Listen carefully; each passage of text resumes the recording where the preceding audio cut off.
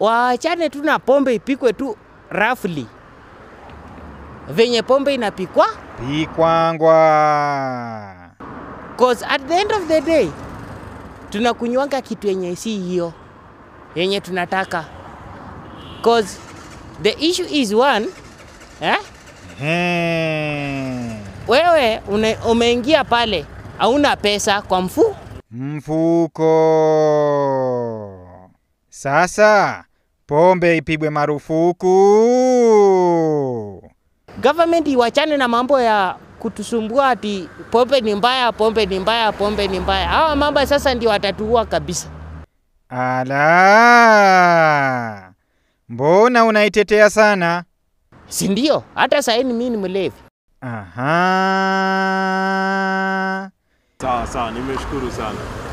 Jina utaki? Nipatie kwanza. Leonard Msula. Kutoka wapi? Natoka Butere Mumias.